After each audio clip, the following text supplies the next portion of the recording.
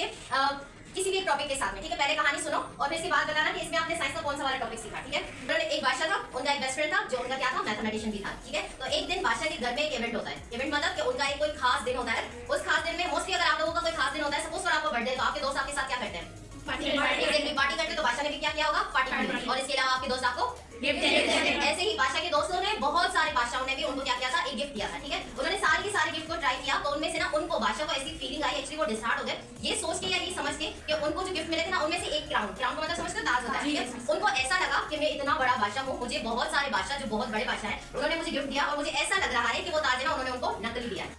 Archimedes कहते हैं कि ऐसा आपको क्यों लगता है। उन्होंने कहा कि ना ये ताज जो सामने पड़ा हुआ है मुझे लगता है कि नकली है। तो दोस्त है तो वो क्या कर देता है, उसकी बात पे हंस देता है। अगर दोस्त आपकी बात पर हंस दे तो वो बादशाह होते हुए वो बहुत डिसहार्ट थे, तो उनको बहुत बुरा लगे। तो उन्होंने कहा कि आर्किमिडीज आप इनको बिना नुकसान पहुंचाए कल की तारीख में ये बताओगे कि ये असली है कि नकली है। अगर आपने मुझे बता दिया तो आप जिंदा रहोगे, वरना मैं आपका सर कलम कर दूंगा। और ये बोलते हुए बादशाह से जा रहे थे, पीछे आर्किमिडीज बोले बादशाह सुनो सुनो सुनो, और फिर उन्होंने उनकी बात नहीं सुनी और आर्किमिडीज सर पे हाथ रख के नीचे जमीन पे बैठे। पता है क्यों? क्योंकि बादशाह की कही गई कोई भी बात पत्थर पर लकीर होती है। अब ये बात तो पक्की है कि चाहे दोस्ती दोस्ती में या चाहे गुस्से गुस्से में भी किंग ने जो कहा वो तो होगा। कल की तारीख में अगर आर्किमिडीज ने उनको ये नहीं बताया कि ये ताज असली है कि नकली है, बिना उनको नुकसान पहुंचाए, तो फिर ये पक्की बात है कि आर्किमिडीज का क्या कर दिया जाएगा, सर कलम कर दिया जाएगा। तो जनाब उन्होंने सोचा कि मैं तो एक मैथ्स का बंदा हूं, इसमें क्या फिजिक्स लगाओ क्या केमिस्ट्री लगाओ जो मुझे समझ आए। तो उन्होंने बहुत सारे तरीके, मतलब शाम के टाइम में उनको बताया गया था, तो बहुत सारे तरीके सोच रहे थे और फिर उनको सुबह को ये सारा प्रोसेस बताना था।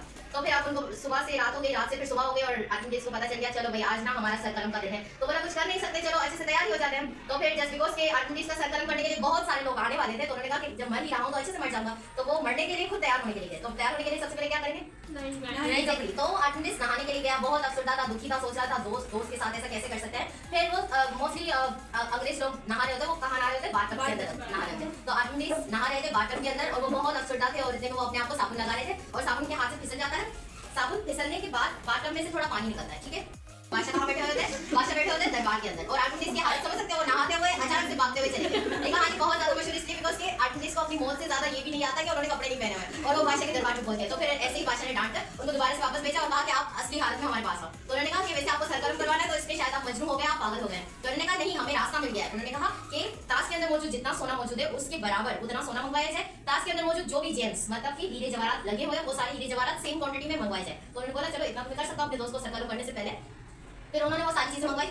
फिर आर्किमिडीज ने उस ताज को उठाया, पानी के अंदर ऐड किया, ठीक है। पानी के अंदर जैसे आप देख रहे हो हमारे पास एक कंटेनर मौजूद है, उसमें पानी मौजूद है। उसके अंदर ऐड करने के बाद होगा क्या जरा बता सकते हैं? पूरा पानी नीचे गिर जाएगा। उन्होंने इस पानी को उठाया और फिर एक मेजरिंग सिलेंडर के अंदर ऐड किया और फिर इसके बाद उसका वॉल्यूम चेक कर लिया, सही है।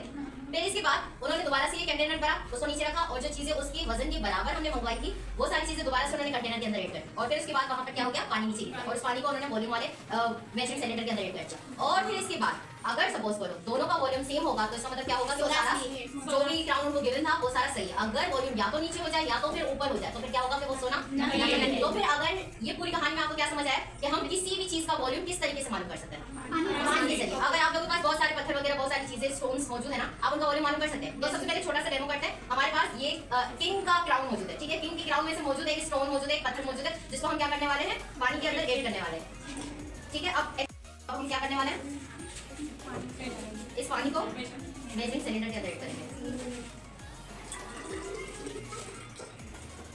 अब हमारे पास वॉल्यूम क्या हो रहा है, दिखाई दे रहा है 39 और समथिंग, ठीक है। 39 और 38 के अराउंड है। अगर बादशाह के ताज के अंदर भी सेम वॉल्यूम होगा तो क्या कहलाएगा, रियल वाला कहलाएगा, ठीक है। अब आप लोगों के पास स्टोन मौजूद है, हम चाह रहे हैं कि यहाँ पर मौजूद एटलीस्ट 4 लड़कियां ऐसी होनी चाहिए जिनके स्टोन का वॉल्यूम सिमिलर हो, मालूम कर सकते हो।